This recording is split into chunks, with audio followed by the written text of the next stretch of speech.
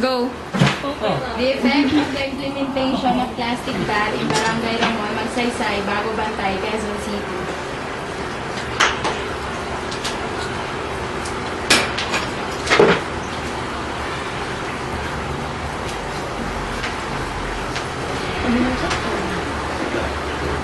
Introduction.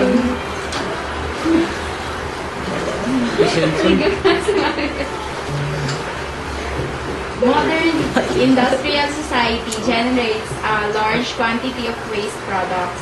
These waste have been categorized, and the most common waste is the solid waste, which has a major components such as plastic or plastic bags.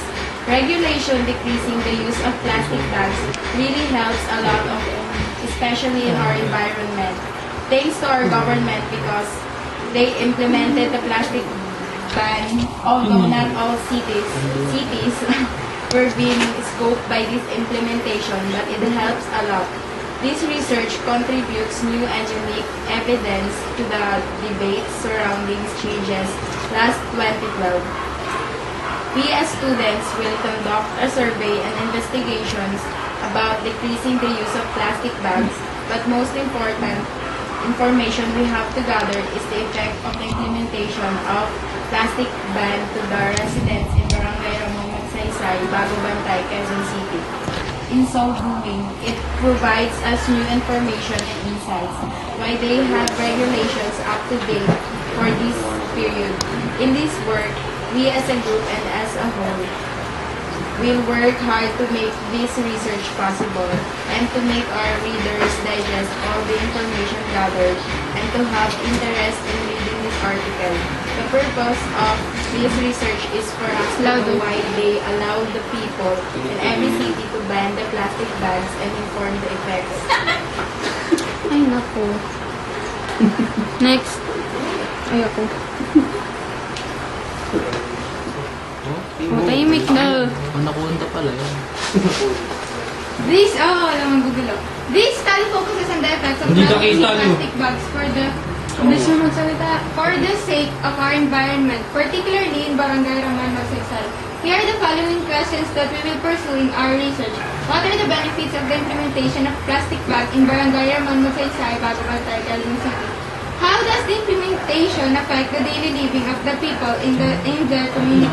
What are the most common problems that they encountered before the plastic bags are banned? What is the purpose of banning the plastic bags in Barangay Ramon, Magsaysay, Bago Bantay, Quezon City? What other materials can we use instead of using plastic bags? Why does most people prefer to use plastic bags instead of bringing their own reusable bags? Next. Gusto naman nito. Na, significance. Ikaw muna, Ben. Significance of this study. This study assesses the impact of complementary approaches to the plastic bag, providing information on the environmental impact Lapit of ka. plastic bags to consumer, providing a cashback scheme to consumers who do not use plastic bags and providing substitute for plastic bags. Plastic bag usage can be environmentally very damaging.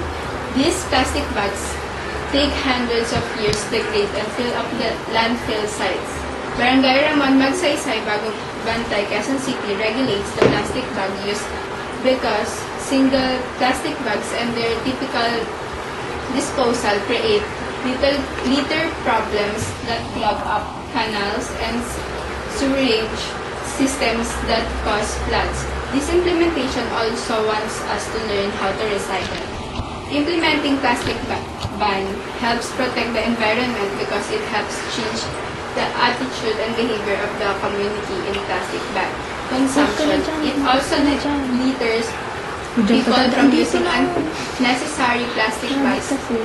This implementation greatly affects the daily living of the people, but many of the daily goods will be exempted. Tapos na. Next. Next slide na. Wait lang. Scope. Tapusin mo yun yan. Scope and the limitation. The scope of our study is to inform about the possible effects of the plastic ban in Barangay Ramon, Magsaysay, Bago Bantay, Quezon City. This study will include barangay remote Saysay Bagubantay, Quezon City, and how the regulation affects in the barangay. It is focused on the positive effects of this implementation to our environment. This study does not cover any barangay and Bagubantay, Quezon City. Yan, chapter 2 na. Chapter 3, sino next? Ikaw na. Di, putol. Simple. Okay.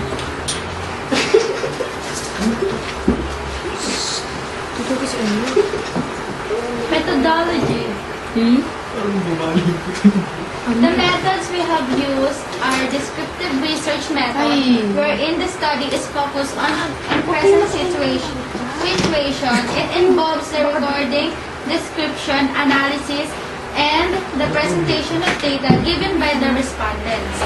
Under the descriptive research method, the technique used is the survey method, where we made survey questionnaires to be answered by the chosen respondents. The result and findings of the study should always be compared with the standard needed in the study.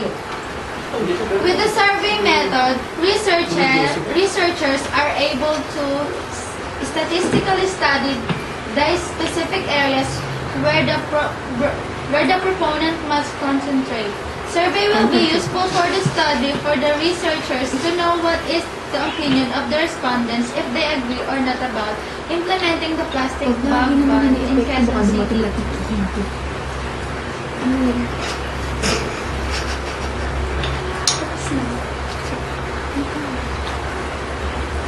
Population and sampling use.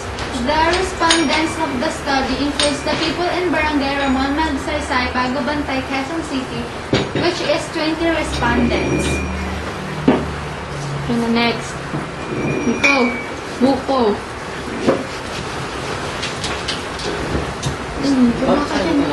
Hindi. Kantay ko.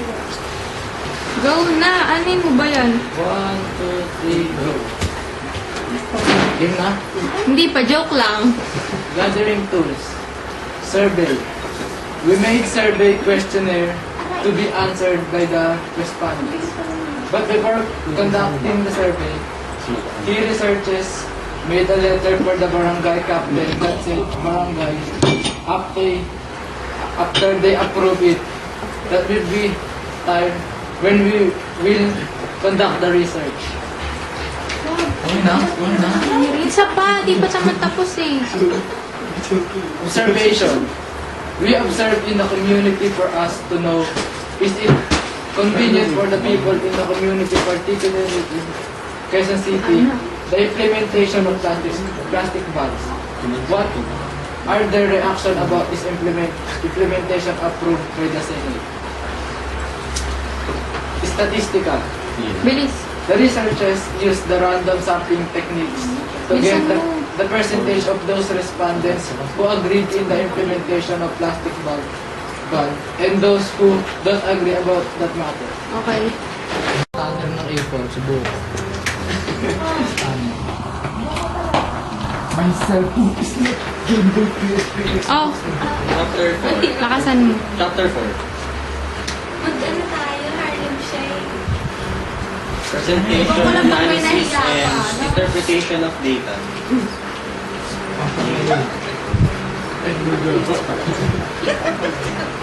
This chapter is focused on Louder. the presentation, analysis, and interpretation of data. It represents the data gathered by the researchers. It covers the outcome of the study, which is presented in tabular and textual forms for better understanding. Specifically, it seeks to answer the following questions. The first one, what are the effectiveness of this implementation? Second, does the residents from the barangay follow the law? Sino? Table 1. Hindi na, skip na natin. Chapter 5, summary, conclusions, and recommendation. This chapter summarizes all the findings generated conclusions and recommendations Bilisan based mo. on the analysis of the results of the study of the effectiveness of implementation of plastic ban in barangay, Ramon Magsaysay, Pagbansay, Nueva City, done by the researchers. The respondents of this recommendation. People should know what are the efficiency of Uy, Amir, using mahulog bag ko. in order to maintain the cleanliness of our surroundings. The residents of the barangay should participate in this law because it will not only help themselves but also the community. We should always keep our surroundings clean because plastic bags causes a huge problem to our community. We should encourage everyone to obey and give respect to the law. People must be aware that every single plastic bag that they throw and clog up to the canals causes a huge flood. Next. And that's all. Thank you. Okay.